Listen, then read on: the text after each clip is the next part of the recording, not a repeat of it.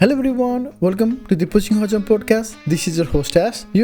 When we talk about these massive endurance events, 200 miles, 250 miles, it's easy to get caught up in the numbers, the stats, the finishing places, the podiums, but that's not what this one is about. This conversation today, it's about choosing the adventure over ego every time. It's about going deep, not just into miles, but into yourself. It's about showing up not just to win, but to see how far can you push before breaking, and sometimes breaking, but still standing back up. Harry's journey says it all. Winning Cocodona 250 in 2024, then coming back a year later, taking risks, blowing up his stomach, barely holding it together, but still grinding to a 5th place finish. Why? Not for headlines, not for medals, for growth, for discovery, for the adventure itself. This isn't about running fast, it's about running honest. Adventure over ego every time. So let's get right into it. Please let me introduce you to our guest today, Harry. Thank you so much for taking your time to do this, and I'm really excited, and I know a lot of folks are excited to hear about you and your journey in and your life, I would say. Yeah, thank you for having me, Ash. Before we start, can you please give a little bit of quick introduction so that folks know who Harry is? Oh, I don't even know who I am, but I guess I'm Harry Subertas. I was born and raised in Lithuania. I currently live in Reno, Nevada. I love long endurance events. I love adventures and I don't know how much you want me to get into the introduction, but I just love being outside. Can we just start before Cocodona? What pulled you into the running, and was this long endurance races were always on the cards, or did you just like one day decided, oh God, let me do this? I always wanted to do a 200 and it just never lined up for me. I always been a seasonal worker. I used to live in Alaska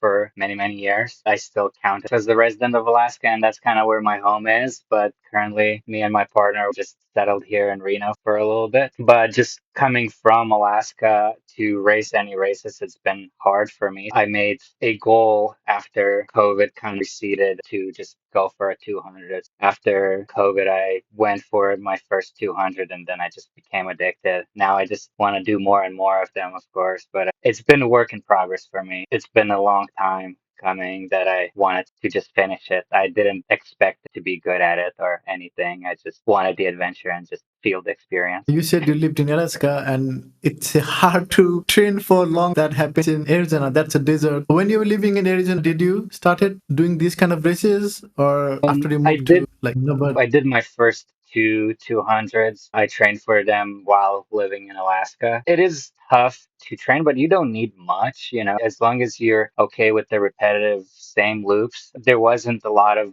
trails or well-established trails where I lived up in Haines, Alaska. So I just the same 10-mile loop every day and put in the miles whenever I could and just explored as an adventure. It wasn't particularly anything specific in training at first, but once I to lower 48 and settle here in Reno, the training has changed much differently. Here, the trails are phenomenal. I'm right next to Tahoe, so like Yeah. there's world-class trails. It's a huge difference between here and Alaska, but you can train anywhere, in my opinion, as long as you're determined and just keep consistently putting miles in. The weather is nice. I used to go there to play in the casino, not to run, but just to go to the casino. I used to live in California. Then that's what the Okay, drive I used to do to Reno and go to Salt Lake City, and then I used to meet my coach there. The Sierra Nevada trails are like really, really nice. It's for good. sure. Also, do you have any like background in sports before you did the ultras, or what was the moment that you hooked into this like enormous distances? I've been a runner most of my life since I was little. Back in Lithuania, I was running track and cross country. That's kind of kept me out of trouble, and that's where most of my friends were from running. And I just loved running community. And I ran for a couple years in college when I came to US up in New Jersey. After finishing running college, I ended up kind of discovering the endurance side, switched into triathlons and Ironman stuff to see where my limits were and just explore different sports. One day I ended up finding trails. While I was living in New Jersey, I went to explore upstate New York, and trails were phenomenal, and I fell in love with it. Every weekend I could, I just drove out and started running trails. And then slowly learned that there are trail races and longer races. After quite a few years, I ended up signing up for my first 100. It was long progress. I did not race in races until I signed up for my first 100 miler. In general, I was just adventuring out in the mountains as much as I could. Your first race was 100 miler. It's not like 56K or 80K. Why 100 miler as the first in this trail? I normally just go in a deep end and I hope I won't fail. But if I do, I can just get up and try it again. But it was convenient. I was at that particular time for the 100 miler. I just thought, like, yeah, I'll just go in a deep end and try. And if I won't succeed, it's okay. But I just wanted to finish and see what will happen. And at the particular time, I was in Kentucky, just rock climbing up there. And there was a race close by that I signed up just a few months before knowing that I'll be there. I crossed the finish line. My friend helped me. That just kind of changed my mindset at first, like you finish such races, you're like never again. Then 2 weeks later, it's like, okay, I would love to do it sometime, another one. You just slowly become addicted to those. I think that's the problem with everybody is whenever we do any distance and it's just like, oh, not again, never again. Don't want to do this marathon. I Yeah. don't do this. Okay. And then we just, after 2 weeks, like, okay, let me do this again. You are the first person who I have talked for who did 100 miles at the first race because everybody started either half marathon, marathon, or 56K, but you are the first one who started their journey at 100 miles. So that's Well, incredible. running journey was I did few like half marathons prior to doing the 100-mile race. That was while I was training for the Ironman distance triathlon. That was my first marathon run that I signed up. I haven't done a full marathon until I signed up for a full Ironman. And then I did a couple marathons afterwards, I guess, like road marathons before getting into trail runs. But I think my start for the trail running was the 100 miler, at least how I feel. You said you did Ironman because I talked with Mira. She's been chasing Kona. That was like one of the Ironmans, and it's hard because you have to bike, swim, and then run. And compared to the Ironman and to this type of endurance event that you're doing right now, the Cocodona 250, what has been the major differences in the mindset? How do you feel the difference between them? They're just very different sports, in my opinion. Quite a few years back, I dislocated my shoulders. For me, swimming is really hard. Anytime I try swimming, it pops my shoulders. I ended up sticking with running more than I can swim. But the difference for me between at least those two sports were the community. Trail running community was closer to my heart than the Ironman community or triathlon community. And I just enjoy being in the mountains and the forest more than riding on the roads or running in the cities. That was just a huge difference for me, just exploring the rather than civilized country, I guess. I also found because I have talked to so many people, and I think the vibe with trail running community is so much nicer. That's why you want to do it, and you wanted to get along and feel that like camaraderie and all those kind of things. And it's just like, yeah, it feels nicer too. Yeah. Have I you would have I you would agree. done Yeah, many I just races? signed up for my first one. It's in 10 weeks. I'm training for it right now, and it's not fun because it's not a lot of elevation, only 950 elevation. But I've Okay. been a road runner and I never ran trail, ran elevations. It's hard because I did 24 kilometers today and I just been coming back from sickness. I'm gradually going there, but it's fun. I like it. There has been like major change in my mood too since I started running in the trails. I'm happy now. I'm okay Yeah. walking, which took me some time to like put it through that it's okay to walk because being a road runner for such a long time, that was one of the things that I don't want to do. When I'm running, I'm just like, okay, I need to run, keep running. I need to keep running. But now I'm like, it's okay. I walk the hills and I'm training based on power zone, trying to limit, don't let it spike it too much. But it's fun. I'm enjoying it. I'm It, happy, I guess. it's the journey that you go through. That's what I think fascinates me. I like just having fun along the way. As long as you're enjoying it and not hating the trails and the run, that's the important part, I think. kind of go along the way, smell the roses, hug the tree. That's for me what I love about it. I participated in the last Berlin Marathon and I was focused on the training and I worked really hard and I got injured right before the marathon and then I was sick and I didn't get my goal and that took away the joy from running because I hated it. It took me 3 months to recover. I didn't run until January. I had to skip whole October, November, December, 3 months. I used to run and then I used to get sick again. I figured he went to the doctor and found out that I had the bacterial infection. Finally got Okay. sorted it out and now I'm running back at it. I didn't enjoy it at the beginning too because Berlin Marathon is right after the trail race. I was Okay. initially training for the Berlin Marathon and I hated it because I didn't feel happy because it's so repetitive and it's all about trying to get into certain time. Every run I hated it. And then I talked to a bunch of people on the Yeah. podcast, Milton, Bo, James, and then the final straw was Erin because when I talked to her and we talked about her story, and then I was like, okay, I need to do this now. I went and I signed up for my first ultra. I was like, okay, this is it. Yeah, When now did you 10 sign weeks. up So for? I'm looking forward to it. It's a Monsua in Berlin. It's near Cologne. I'm looking forward to it. They have a marathon too, but I signed up for 56K. They had 100K too, but I know I'm not ready for it. Yeah. But I signed up for 100K next year though. Nice. That's exciting. I'm looking forward to. I like it now, and most importantly, I am happy. That's what I feel like while I'm running. Even though it sucks, I'm okay. Rather than just running for time in marathon, I think that has been a major difference. Is both are suffering at the end of the day, but one is enjoying the nature and like not worrying about pace and about the journey, and other is just about trying to get that time. Been nice, I think. It's a huge difference coming from roads. Roads is much Yes. strict. Where on the trails you're more fluid. You just kind of go. Like, yeah, it can be strict. You can try to run at certain paces, but there is a lot more variables. Oh yeah. Now I don't care about time. I just run what I can, and I'll walk the hills. It's just like fine. After probably quite a few races, you start realizing, okay, now I can start improving my times. But at first, it's just important time just to enjoy it and finish with a smile. That's the goal. Going back to you, Yeah. let's talk about 2024 first because that was the first time you won the Cocodona 250. What was the things that clicked together that year? In 2024, I think I ended up running my own race. I started more conservatively and kind of had a time goal in mind that I wanted to. I didn't really care to win it. I still was competitive. Everybody wants to win, starts up and knows that they have a chance, but I tried to focus more on a time goal. If that time goal would succeed to win, that's great. If not, I'd be happy as well, either way. I think it just everything worked out really well. For the most part, I was just concentrating on the time goal and just taking my time at the aid stations, making sure I'm eating and not getting into that competition and not like pushing through the aid stations too fast or anything. I was trying to be smart as much as I could, and it worked out really well. Everything went better than I expected. I didn't have many issues throughout the whole race. Everything was just uneventful in a sense of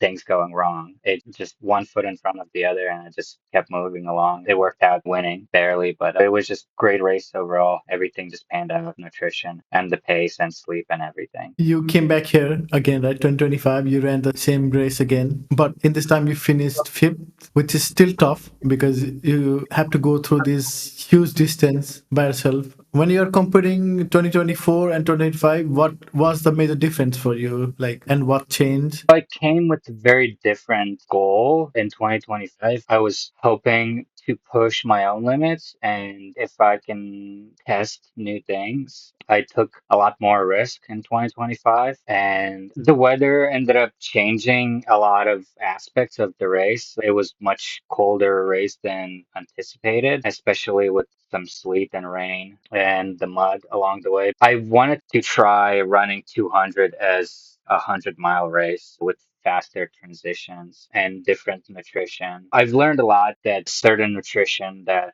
works for 100 miles now work for 200 miles. I changed it into more high carb drinks and utilize more gels, which I normally don't do. But I just wanted to test it and see if that would work. I could shave a lot more time through it. That did not work out for me. My stomach went sideways. I had to fight with some stomach issues for 24 hours. But luckily, it's a long race and you have a lot of time and you can work through it. And if you can tough it out for a day and you different strategies and you change things, hopefully eventually will work out and you can still make it to the finish line. That was the priority, is just to make it to the finish. It didn't matter which place I was, but I tried new things. I tried to be faster and I felt faster. Just the strategies that I planned out didn't really work for me. Stomach issues are tough when you're doing these kind of races because there be so many things that could go wrong. And like I said, there is still enough time for you to go and make a comeback. Top five is still not a joke, still a commendable thing that you did. And when you came back to this race as a defending champion, did you feel more pressure on that? Or you were just like, nah, I don't care? I did not care. No, I didn't feel pressure. I was very hesitant to sign up for Cocodona this year because the last year I did 4 200s. By October, after finishing the last race, the Moab 240, I was just done. I did not want to run. I did not enjoy running. I didn't want to train. I was just burned out. I realized I did too much. I'm happy for the experience,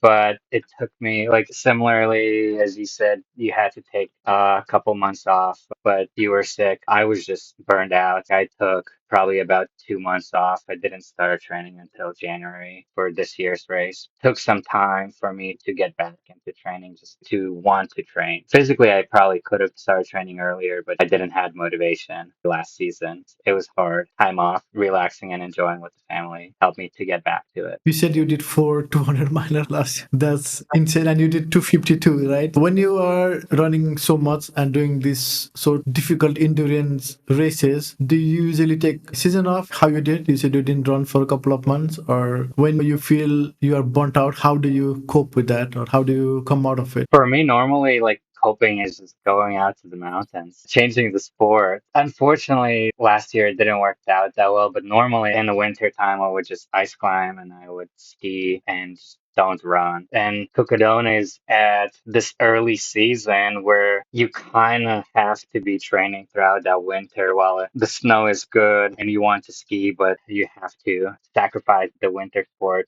to just get ready for Cocodona. And it's hard for me. Like, I love winter and I love winter sports, and that's normally for me just changing out. I do a race either in the fall or in the summer, and then the winter is for me winter sports. I go climb and I go ski, and I try not to run or be on the trails. But with such an early races, I had to head that off this past year. Actually, past 2 years just preparing for Cocodona, I was running much more than I usually would in the winter time, which kind of ended up being hard, at least skipping 2 winter seasons for me of decent skiing and just concentrating on running. Mentally, it becomes less motivating to keep running on the dry trails while I'm seeing snow in a mountain. I know what you mean. And also, you have run two races and both of them different results, right? One time you won it and one time you Mhm. finished top five when you were taking more risk, being more aggressive towards your nutrition and everything. Which one was harder for you compared to 2024 and 2025? I think this last year was harder, at least mentally, just because I hit much lower points. Where last year my low points weren't as deep as this year's, to the point where I was just questioning why am I continuing to do it. Luckily, I have a wonderful support team with my partner and my friends. They have done races and they know the way that I feel. And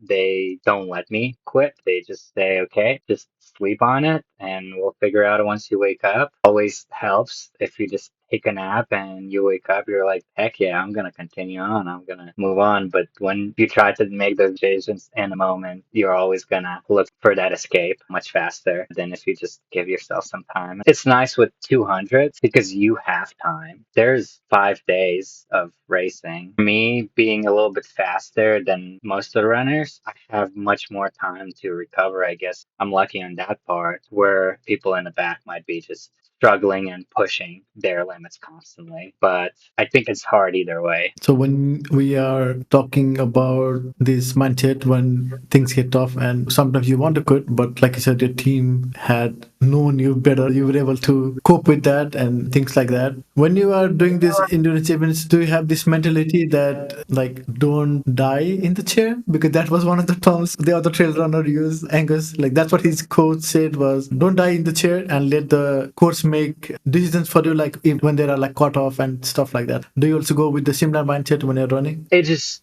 for me, the mindset is just to have fun. That's the thing, and enjoy it. And if I'm not enjoying it, sometimes, yes, you're pushing hard and you're not enjoying, but that's okay. But there are certain parts where, like, you're not reaching your goal and you're not enjoying it, then you just have to reset your goals and change your mindset. And for me, it's been quite a few races that I got to the point where I wasn't enjoying it, and I switched to my mindset of just to run with friends. Throughout the years that I've been racing, I've been meeting many amazing people in a community, and they're coming out to help me. I am pressured to continue on because a lot of people, they join to pace me. Then I'm just pressure, like they came here to run with me for their whatever miles, and I'm like, I can't quit now, they're not gonna do their run. Then I'm like, okay, let's just enjoy the runs with my friends and just change the mindset. And once I changed that mentality of like, okay, run with friends, and I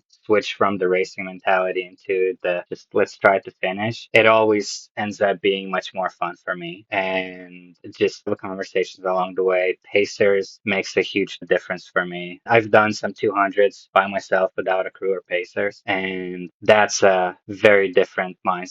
And you hit a deep load and you become very lonely, where you ended up spending a lot of time at aid stations just because you want to talk with people because you've been by yourself for hours and hours on the trails. But I don't have like a mantra or like a quote or something, but most of the time the community that kind of just pushes me and motivates me along the way, at least my friends. I'm really thankful for that. You said when you are feeling this low, then you usually run with the friends who are there to help you. Do you think it is beneficial to have this crew that you have in such endurance races, that you know, so that they know how to motivate you when you feel this kind of low, then they just kick you back to the mindset where it's like, okay, I shouldn't be feeling like this and I should just enjoy it. Like, what is it about the crew that helps you get out of the low that you're feeling? They help for you, in my opinion, because a lot of times when you hit the low, it's easy to dig deeper into that low and dig deeper well for yourself, where you're just continue on feeling worse and worse. But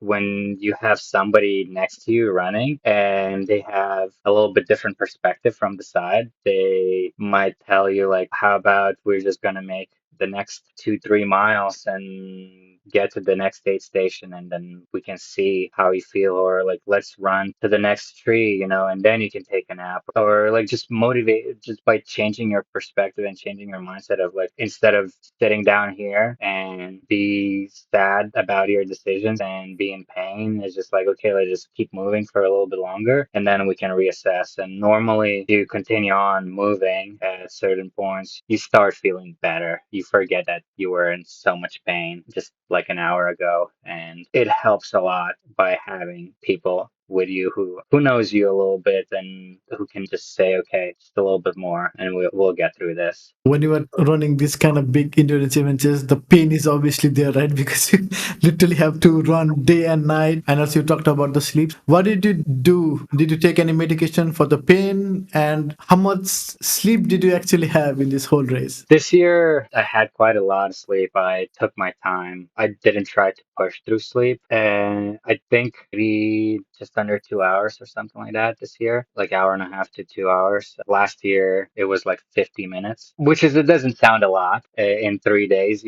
but it's phenomenal how like little sleep, short naps, you back to life. For medication, I don't take any medication. I don't even go to the doctors. I hate medication of any sort. A lot of times it's just I push through things, and if I'm not in danger, I will not take medication unless it's like life and death for me. When you said you took a lot of nap, I was like, okay, it should be a lot more. But you said 2 hours, so that is insane. And you last year you took only 50 minutes. I don't know how this is possible because you can run with such a less amount of sleep. The mind works mysterious ways, I will say. It's just you never know like how much the sleep is the biggest question mark, I feel like, in these kind of events, because sometimes you don't need a lot of sleep, but other times you realize like I need much more sleep shape. So you never know what's gonna happen during the race until you start that race. I feel like every single race is different, and you can plan it out, the sleep schedule and stuff. And sometimes you just lay down and you can't fall asleep, and sometimes you can't stay awake while running. It's very, very dependent on each particular situation. This year, for example, it was so much. I normally don't sleep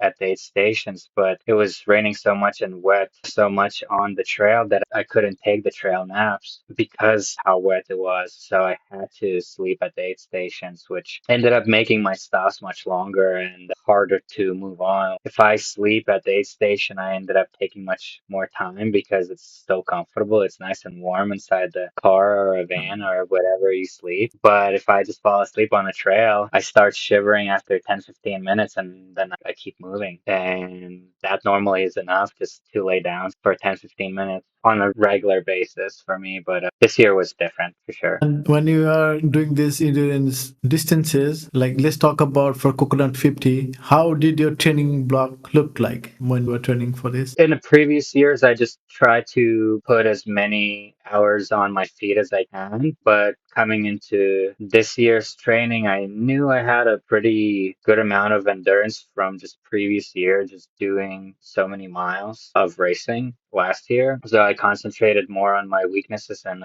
put in more speed work because I'm in comparison with 100-mile runners, I'm not nearly as fast as the elite 100-milers. I just wanted to get more speed so I can run a little bit faster in this race. Also, I put in a lot of hours in vertical gain and loss, just running. Basically, for me, running the same small loops. I had a 2.5-mile loop where it gains 1,000 feet. That's 3+ meters. And I just keep repeating that for hours and hours. Same thing, like on the speed, I had some flatter trails where I can just do some more tempo runs and run a little bit faster and just keep repeating the same thing for hours whenever I can, either after work or on weekends. And for the most part, I don't have like a big mileage. I don't put a long miles. I think my longest week was maybe 106 miles, but that was with like 46,000 feet of gain. I'm not sure in meters, it would be like 12,000 meters or something like that. Normally, I'm just a weekend warrior. Do my hard training of when I have my days off, and then after work, I try to go for an hour or two on or as much as I have time. But I don't have very strict training. I just kind of go and do as much as I can with the time that I have. A lot of times, I just keep adjusting along the way with that. Do you also do any cross training or strength training? Not really. No, I definitely need strength training, and I feel like I'm struggling with that. I hate gyms. I hate being inside. Anytime that I just spend outside on the trails, but I'm realizing that strength training is very important, and I'm switching my focus on to adding more strength training. And hopefully this season I can concentrate more on strengthening my body because I'm seeing it's not enough to just run up and downs and just putting hours and miles. I need strength for sure, but I don't do it enough. I think that's the typical story for all the runners. Is like, do you do strength training? It's like, no, I know I need to do it, but I don't do it. Same with me too. So same with me, same Yeah. issues. It's hard to balance that, especially when you have like an hour or two a day to train. And I ended up prioritizing running, strength training. At the same time, it's just you do what you love rather than what you need to do. Yes, I think it's the same thing with everything you do in life. If you love something, then you keep want to go back and doing it. Just like running, right? We love it, so we come back. And training is something we know it is a necessity, but just don't like doing it. So that's why it's probably never in any focus for all the runners because it's one more thing that we have to do, but it's like it's not fun to do it. For sure. And a lot of times it just comes down to time, like how you can navigate that time with your life and be like, it's everybody has, at least non-professional runners who have full-time jobs, they have to navigate in between their jobs and their life and their families and their friends. And you kind of pick and choose on that where you spend the time. And I think the balance is the hardest part. Yes, and especially if you do 250-mile races, then that's even more critical because you literally have no time left to do anything Yeah, else. So, yeah. So you take yeah. your vacation times to race. And also, when you did the Cocodona, there is, like you said, you're sleeping in the floor,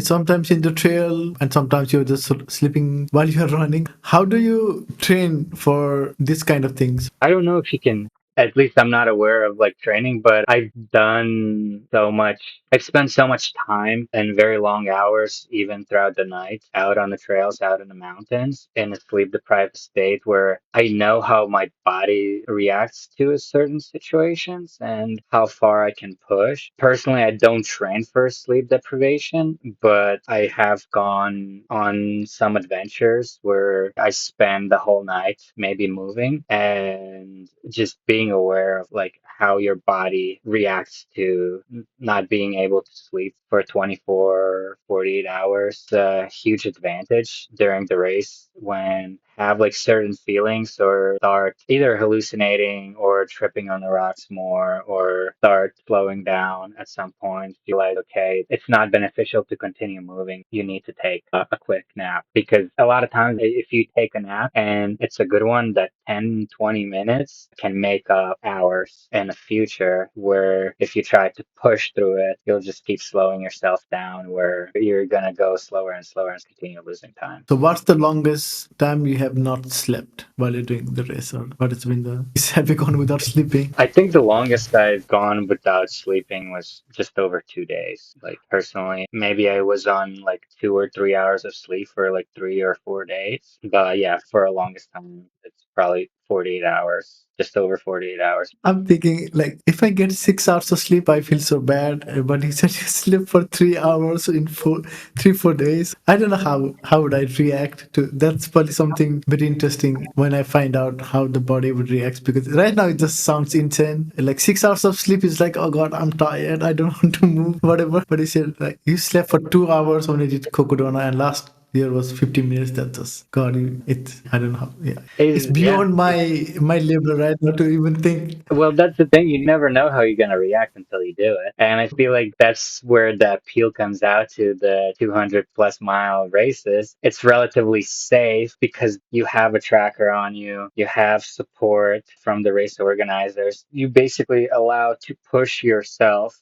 to a certain point where, like, okay, like I can try and not sleep for 2 days and see how I feel. And this is basically a place for anybody to test their limits and to try it out. What will it feel like? I think that's the appeal of these long endurance events. It's just like, okay, how will I deal with that sleep deprivation or nights or hot days or whatever may come out? I just remember last Christmas 2023, I think I've been up until 7 a.m. or something. I remember I was coming home on a train and then I fell asleep and I missed my station twice. I had to go back and come back. It was funny incident when I didn't sleep and I was up all night. I think I slept for 3 hours that day. I slept Yeah. like 8, 9, 10, 11 something. But yeah, now I remember it was hard. So I don't know how we can keep running on it based on that feeling and then sleep to it. It's hard. It's I'm hard to sure if I comprehend do that. this Like it's hard to comprehend yeah. until you get into that point and you're actually doing yourself. Yes, I'm doing 100K next year, so I don't know if I need to not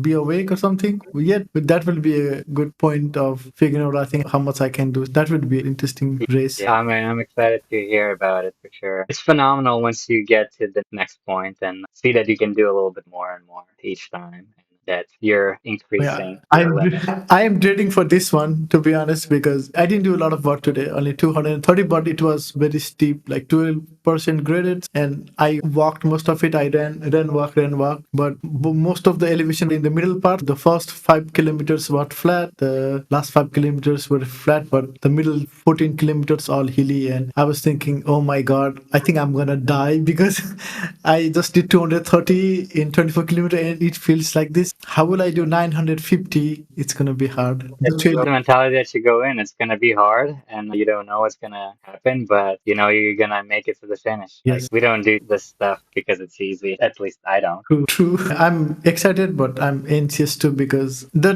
course is hilly. Because I looked at it, and first 5, 6 kilometers are uphill, very steep, and then there are various points in the map where they have made it very difficult terrain, and it's flat and it's hilly. I'll be interested to see how will I do. And also, we talked about earlier on. You said you tried a new fueling strategy for this race based on like your 100 mile races. How did that look compared to last year? And also also, do you take any real foods or just gels and fluid this time around? This year I came in the last year I didn't had like much of a plan. I just went as I go. I knew that for me breakfast burritos work, just eggs, some salt, and some avocado wrapped in a tortilla. And that worked really well for me. This year I tried to plan it out and just see if I could increase my calorie intake and have more calories and actually maybe run faster in that sense. I've learned that if you're running fast, at least for me, I can absorb much more calories, especially through gels and liquid calories. But the 200s, it's pretty slow running with high calorie consumption where I was trying to get about 300 calories an hour ended up just turning my stomach, and after 20 plus hours of consuming that with some solid calories, it turned my stomach to I just didn't want to consume anything, and porta potty became my best friend, and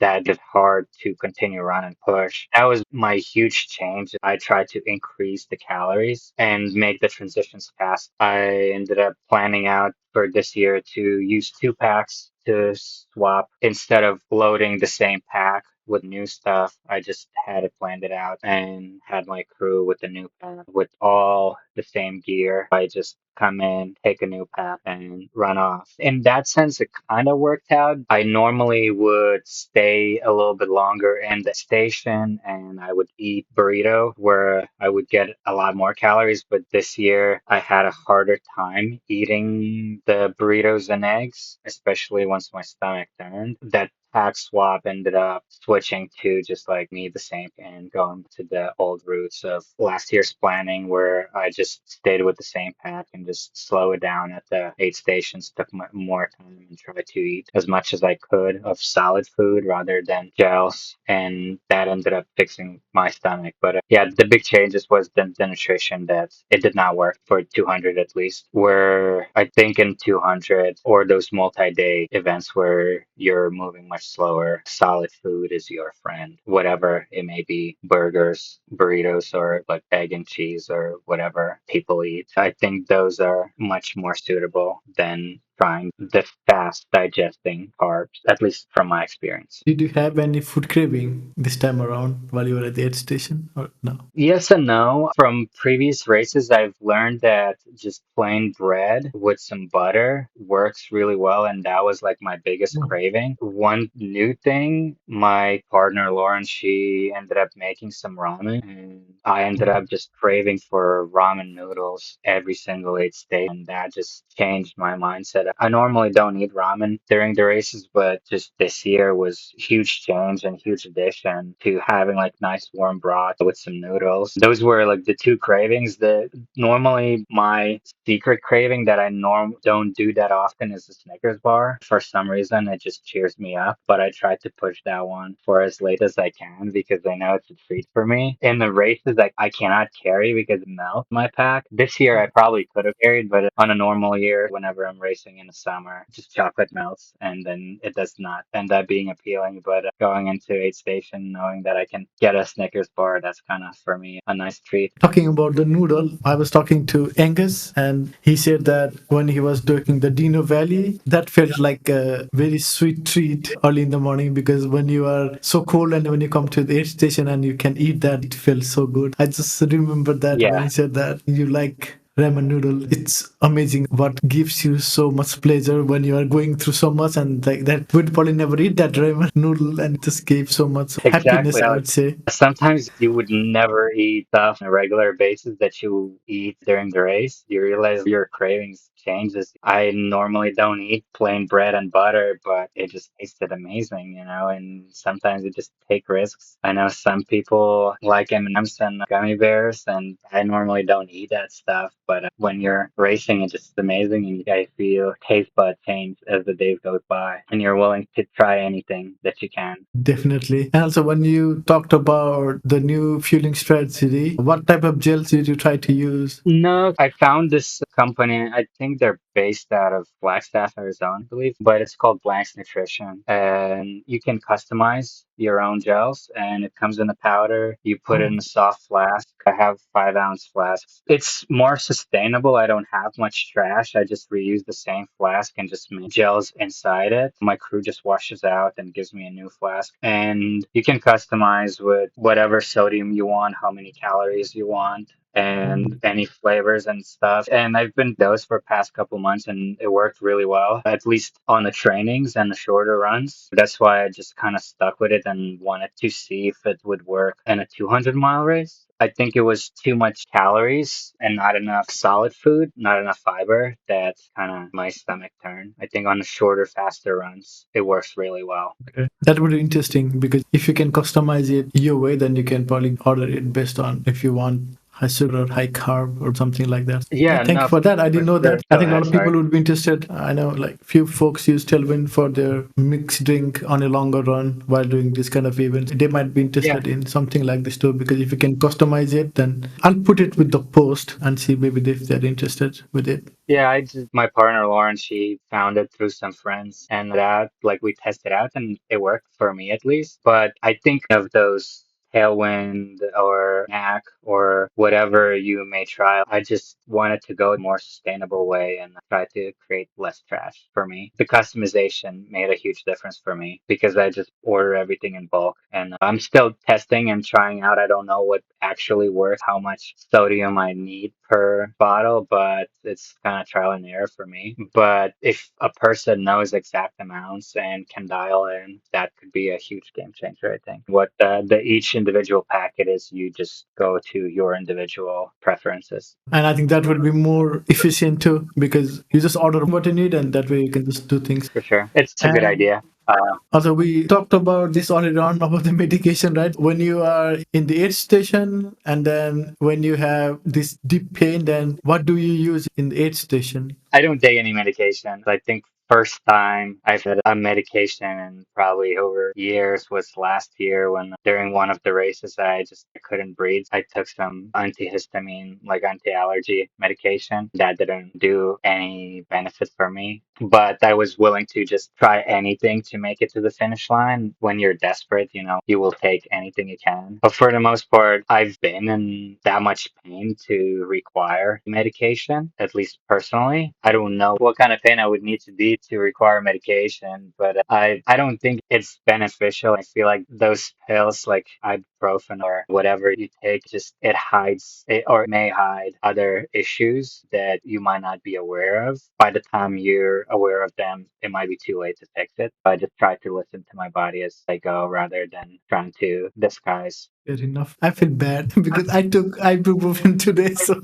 I was like, it's like I don't took any medication, so I don't know. After I came back, I was feeling warm. I took ibuprofen. Now I feel fine. I was like, okay. That's fine. That's what works for you. Like, it's just, I know the medication works. If I don't have to, I try not to use it. And as far I've not required it. And knock on wood, like I said, you have not had much pain. Hopefully, it stays that way in your upcoming races. And also talking about this mental strength, right? Because when you are doing these incredible distances, you need this mental strength and this fortitude because you should be able to endure pain, hallucination, and so much of staying up, running, and doing this kind of thing. When you are running for certain days, at some point, there might be some suffering along the way. What are the tools that you use or that you rely on when you are going through so much of suffering? I normally just try to focus on the next few steps and to distract myself and just engage in the moment. And if you can just do for like short periods as you go, even though like sometimes you are digging deep and you are in pain, and you can always push through a lot of things. And for me, it's just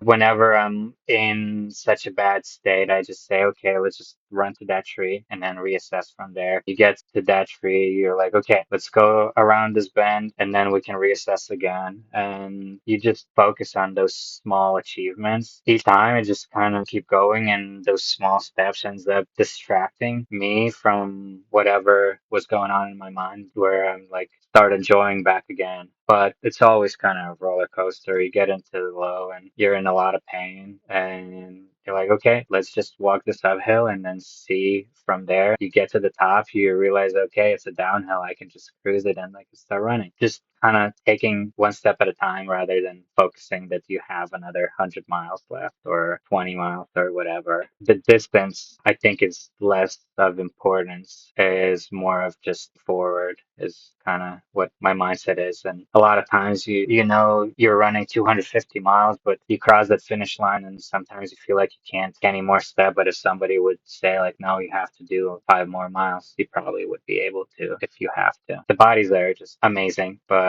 getting caught up onto that whole distance, of 250, because that's scary. 250 miles scary, It takes a while to drive that distance. Not saying like trying to run or walk, it's even more scarier, But if you just break up in a small chunk, it becomes less scarier, and more achievable. Do you listen to any music while you're running or the motivational podcast while you're doing these distances? While training, I listen to the podcasts or audiobooks, but in races, I don't bring headphones. I don't listen to anything at all. And I'm always in my mind, in my head. And sometimes I'm my own worst enemy, but it works. I'm curious, honestly, to try maybe racing with the music someday, but I've been enjoying being in my mind. And these races just kind of like gets me thinking deeper into my thoughts. And sometimes I some more depth philosophical ideas and just have conversations with myself. And I don't know, that's fascinating for me. I am excited always to be with myself and just try to push it in that way, like mentally and physically, but no music while racing. Interesting. I said you said you'll go deep into philosophical ways I and like also for, sorry. like these events is just realizing like I have some sort of addiction. I don't think I'm addicted to anything, but the more I do it, I am addicted to this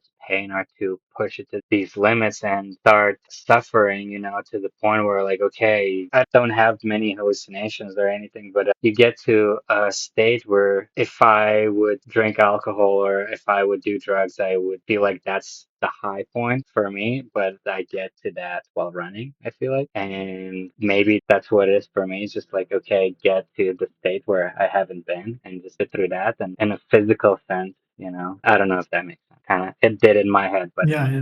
after talking through it, maybe it does. That makes sense. Yeah, we all have our thing that gets us excited and happier and accomplished in a way because we want to do things and we challenge. I think that's the human nature. When you do a marathon at the first time, then the next time is always about chasing faster and faster. In your case, it's about doing these incredible distances and trying to go faster and faster. Like you said, you were experimenting with things, how you can go faster. It sounds ridiculous, but when you're talking about 250-mile races and you want to go faster, it's just like Sorry, amazing. lost We all you. think where we want to push ourselves to the limit, see we can do and how much our body can do.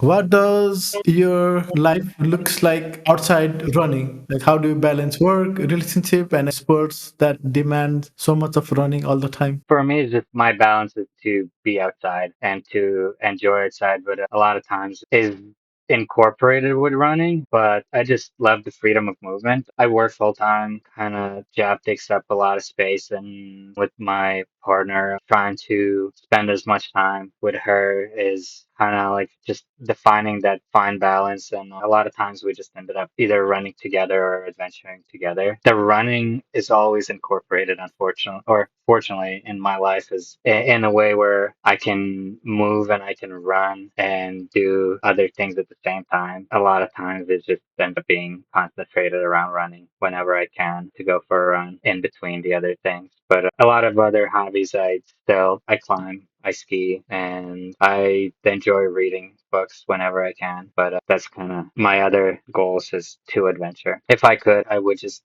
sit and read for hours, I guess. But unfortunately, I don't have that much time. Exactly. That's what I would say. I don't think you have enough time to sit and read because you run so much and then you have to train. And when you are training so much, sometimes it gets very overwhelming, like you said, like, oh, I don't want to run or whatever may happen. What keeps you grounded so that even though the training is very strenuous, then you just have to, like, okay, I need to get this done. Normally, I'm good, and if I make a plan and I have certain goals, I'm pretty good in following those plans. Like in training, I do my own planning. I don't have coaches or anything. I am pretty honest to myself, but sometimes if I don't have motivation, I try to finding a fun way of doing certain goals. If I have 2 or 3 hours of running planned out, instead of running, I might just switch to skiing and ski for 4 or 5 hours just because it's less impactful, or just switch the sport a little bit instead of always run. The monotony is hard, just doing day after day. For me, making it fun. Maybe instead of doing a workout, you just decide to run to the top of the hill or to the top of the mountain or find a new trail. That's what makes it exciting for me. And also, it's been couple of weeks, right? And the race is over. When you finished that cross line, I watched the video that as you were crossing off into the finish. What Mhm. was your immediate reaction, and what is your reaction now when you see that what you have done? The immediate reaction is just like, I'm glad I'm done, and I don't have to keep running and I can actually go to sleep. That's for me just like celebration of the accomplishment of covering the distance, on your feet. It's always exciting. It doesn't matter how many times I do it. It's always exciting to cross the finish line because it's a huge accomplishment. Now, like, you're always, when I'm reflecting, I'm just thinking of what I can improve, what I've learned through that, what I can do better next, what I need to work on. That's kind of like post race, always those ideas and those thoughts. A lot of times I just try to take a week or two and just step away from the race because Cocodona has, in particular, Cocodona and so much stuff on social media and so many articles, so many videos, and so many recordings of every single person. And it just, for me, becomes overwhelming. I try to step back from the social media, and I normally don't post anything. I just try to step back and just be in my own mind and step away from the race and give myself like a week or two to not think about the race. And then I come back and just start talking through it and seeing what I can improve for the next race or for the next thing. But taking that break and stepping away from the races, for me, I get overwhelmed with any kind of attention. I like not being in the spotlight. I like being just unknown as a person. And after finishing each race, it's good to just for me, it's good to celebrate on my own. I am very excited as I'm thinking through now through that finish line. I'm excited that I crossed that finish line and the way that it worked out. I am happy. I know there's some more improvement to be done, and I know I need to go back to do better, to work on it. And also, what does a recovery look like? I spoke to you before the podcast and saying her legs were all swollen and then she needed the crutches to walk. In your case, like, how does a recovery look like? And she was asking, what is the best way to recover after big events like this? Oh, I don't eat a lot. That's the thing, is just eat a lot and rest a lot. For some reason, the 200s does not destroy my body as much as a 100-mile race, for example. I get to recover a lot faster and easier. Normally, if I just have one race, it's easy to take a lot of time off and take your time in getting back in. But these past couple years, I've had stacked races where my next race is 6 weeks later. I'm kind of like forced to go back into training, and maybe sometimes earlier than I want to. But I always take like 3 or 4 days and try not to run, try to relax and enjoy, be part of the community and be just in the race. Then after 3 or 4 days, I start slowly easing into running. I always would suggest anybody who does the 200s, and a lot of times in a lot of races, they have massages at the Yeah. finish lines, utilizing those because, as you said, Jen sent you a message that her feet were swollen. My feet were swollen, and you have so much water retention in your feet, especially after such a long race, that it's hard to walk. So I think it's huge to kind of take some time and treat your body well, pushing those fluids and that inflammation out of your legs through massage, or at least staying off your legs is huge for a couple of days at least. This year, my feet were much more swollen than last year, for example, but I did utilize the massage at the finish line, and that helped a lot for me to just continue walking and moving. Those 4 days, that's it. 4 days of rest. Yeah. It was short period of time, but I've been back in the training, and it's hard after 200 to get back into like full training, but just taking it slow, and much like the movement is much more restricted after such a long race. But I just take my time and don't go hard the first week, and then afterwards just see how my body is feeling. But I think recovery is different for each person. Yeah, definitely. I was like, you said you run after 4 days, and I was like, how are you running or walking? I don't think I would be done for a month. Can't even do anything. Just like, oh God, I just ran, okay? Don't need to walk. Just carry me. That's fair. I think that's how I felt after the first ultra race that I did. But the more I do, the easier it gets, or maybe at least I know how to recover. But eat a lot and just make sure you eat good food. And I think movement helps as well, not just only sitting or laying down. Moving a little bit helps to move around those liquids if you can. I'm sure if feet are swollen and you have to be on crutches, you don't really want to move. But everybody's different. As you just talked about this, like when you did the first 100 miler and now we are doing 250 miles, right? Those are two different things. One thing you have to go back and tell to Harry, who is just doing or thinking about doing the 100 miles, then what would you say to him right now? I would say just take your time, especially. I still do the same things. I try to go out strong and stay, like, keep running fast and keep being in that competition. But I would say, like, just trying to enjoy a little bit more and take my time through those aid stations and not skipping anything and maybe plan a little bit more because I didn't know what I was doing at that time. Like, train a little bit, a lot better. First races, you never know what you're doing. For me, just trial and error. But the more you do, the easier it gets, or at least you know what to expect. I guess it's not easier, just you know what's waiting for you. You're mentally more prepared. Also, in terms of shoes, as you were starting up, we probably have different brands of shoes, and now you're running these 250 mile races. Has there been a different kind of shoes, or you're and now you have like a fixed shoes that you wear for each race? I still don't have a specific shoe. I'm constantly testing and trying new things. I don't really care too much about shoe. Like whatever fits and works for me, I just go with it. I normally just go with the old models that's on sale and I just buy whatever I can afford. Way too many miles than I should on the shoes, like I have shoes that has 2000 plus miles and they barely stay on my feet. But the more I do, the more I realize like, yeah, it's good to switch around and not to be cheap on shoes. When I started, I was more hesitant to buy shoes. If they still stay on my feet, I would keep using them, but it's not that good. I don't have like one specific shoe that works for me. I just continuously testing and trying new things and see what works. As it progresses, the new shoes, the technology, it makes it easier and bouncer and faster and more comfortable shoes. Like I'm definitely realizing that newer shoes that coming out, they are a little bit better in some ways. But I don't care enough to try the next new best thing. I'm happy to take it slow and just keep working with the alt that used to work for a lot of people. It is a lot cheaper too.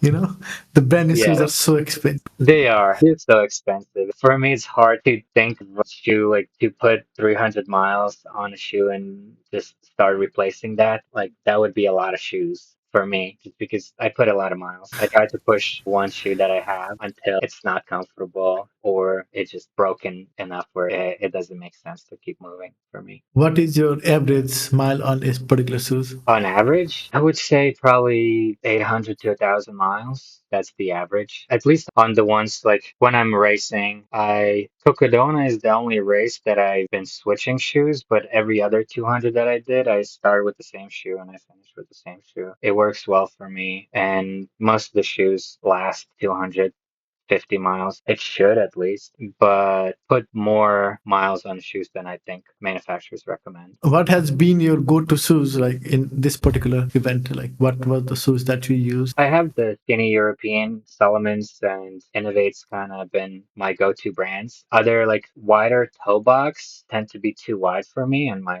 foot slides. Those hasn't been working that well. But for the most part, I've been using different Solomon shoes this past year or this past race. The Genesis worked really well. But for the most part, the Ultra Glides, the Solomon Ultra Glides, were been my go-tos for 200s. They're affordable and relatively durable. They're probably the least durable shoe that I've had personally, but they're comfortable that I can take out of the box brand new and run 200 miles, then I know that they will be comfortable enough for me. to do right out of the box without breaking them in. But Wow. they don't last. They don't last that long. That's the unfortunate part. It's just like some shoes are very comfortable right out of the box, but they're just not as durable as other shoes. Takes a little bit to break in, but you can put 1,000+ miles on them. Okay, thank you for that. Now, as we're talking, what is next for you? You said you definitely come back to Cocodona to 50, but before that, are there any other races that you are doing? Yeah, so I have in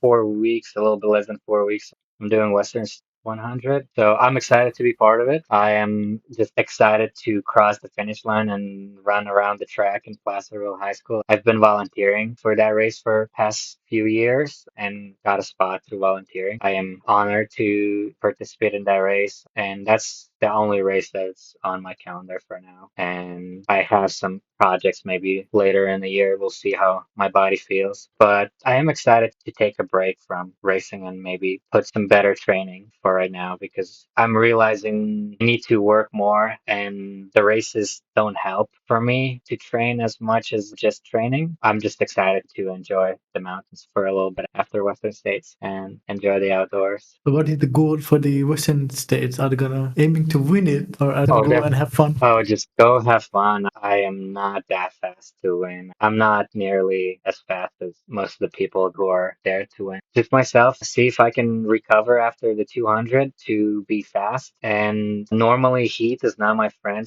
Just how I will do in the heat because it's a very hot race weekend. It's going to be over 100 degrees out here. Hopefully I can go out on Western States Trail and train up there. I'm lucky enough to be only a few hour drive from the Western States Trails. I can run on it on the weekends at least. It's part of it. I'm just excited to toe the line and cross the finish line just to experience everything. Heat is one thing I don't miss because I'm it sure it's doesn't get kind that much. I was in Phoenix. It used to be much worse, right? It's much harder there. But then I was in Texas. It's still hard. The heat was yeah, different. And I was in Florida. The heat was different there too. But here, it's nice. It's 80s, max 85 in summer. It's just like, oh God, yes, it's so much better. I don't have to deal with that heatness and crazy. I'm yeah. happier. I understand. I don't know how you guys train in the heat. It's brutal. Here, the only advantage is they don't have AC here. If it gets hot, then it feels like we are cooked. That is the Yeah, yeah. I remember growing up in Lithuania, there was no air conditioning. You just opened the windows yes. and let the wind cool you down. Yeah, I don't know Same how thing people live in in Phoenix or in Texas or any of those places.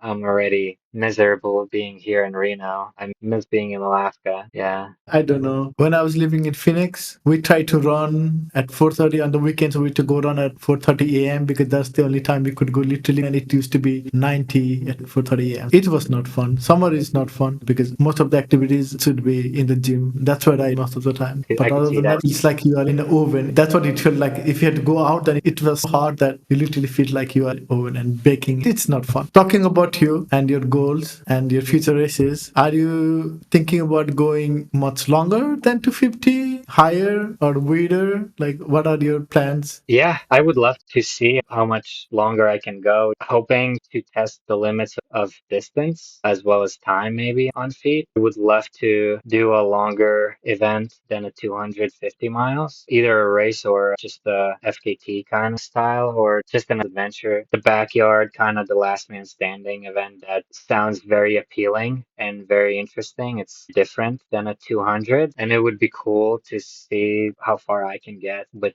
that repetition and monotony. It's always appealed to me. Maybe next year I can switch around and see. But things always change for me. I'm up for adventure anytime, and a lot of times I just sign up last minute to events where I didn't even know that I wanted to do. I don't even know what's there for me, but I would love to explore the longer and farther distances. A backyard would be fun for you and probably go very long on it. I That don't was the know. next question for me. Well, if you want to do it, the backyard. I wanted to do it this year and it just didn't work out with all of the races and stuff, but I'll sign up for something. It's kind of hard because you have to have a good competition. You want strong people out there because you know you can push the limits and see because you only can go as far as the next person goes or one more further. It would be nice to participate in one of those events. Trying to beat the next person, you're trying to, at least what I have in my head is you're trying to motivate each other because you want to keep moving and keep pushing. But it sounds much more fun and more positive of trying to encourage every single person to keep moving. Have you given any thought to Barkley? It's interesting. I don't think I'm ready for it. I don't think I'm there, but it would be cool to be part of. It's a hard event. I don't even know how I can approach it, but it would be cool to attempt and try it. That looks harder, and it's, I don't know how people do it, because I was looking at it and it said the elevation is twice the size of Mount Everest, and I was born in Nepal. I know how tall it is, and thinking about that, like, wow, and in such a short distance you have to do that and finish within a time frame, and it just sounds bonkers. And I was talking to Angus, and he said that they change the course every time. You don't know what's coming, and they make sure that nobody finishes. That makes it even more challenging. Like, oh my god, it's hard. It's not about winning or anything. It's just like you against the course itself.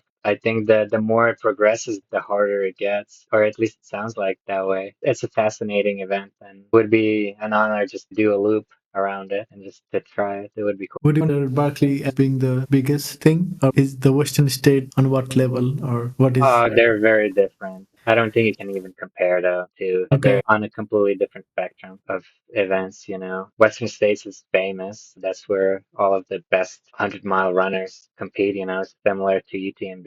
It's just the best comes out to compete and to finish. Where Barkley, yes, like there's the best ones of, but it's a different. It's not about speed. It's more mental toughness and determination and navigation. Okay. I think these are the questions I had for you. But before you go, there is like a 8 questions of fun segment. It's just a random stupid question. Whatever first thing comes to your mind when you hear these questions. Okay, 100-miler or 200-miler? I would say 200. Foot or fully crude?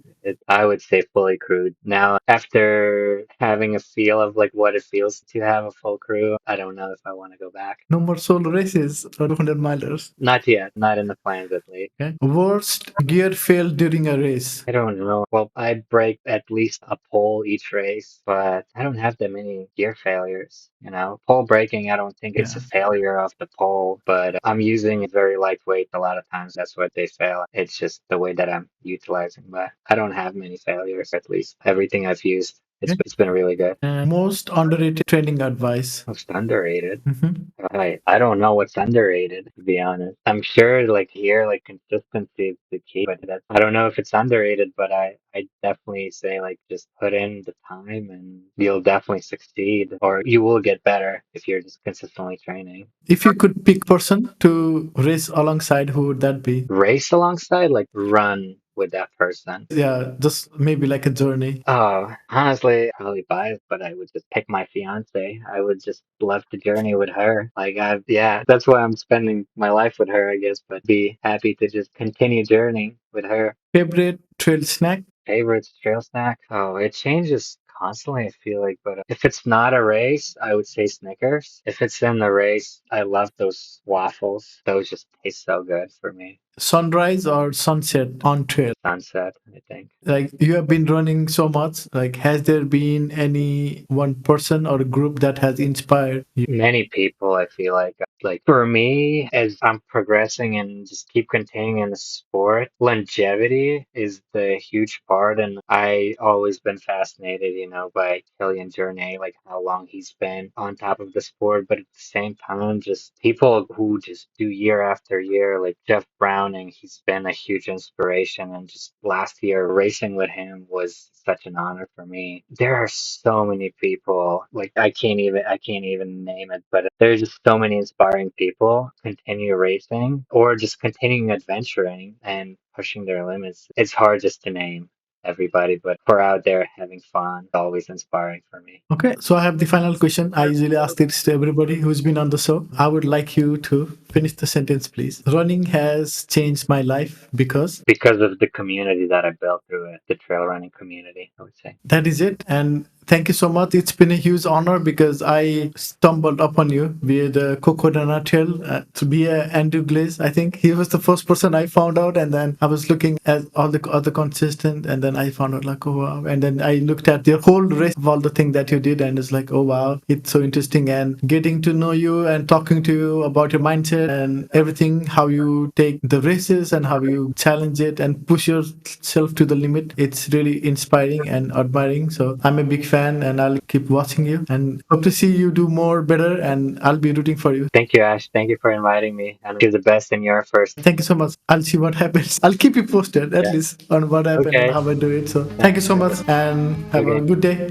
Bye bye. Hey everyone, thank you for making it to the end of the podcast. I hope you really enjoyed this conversation. I'll see you again next time with another guest.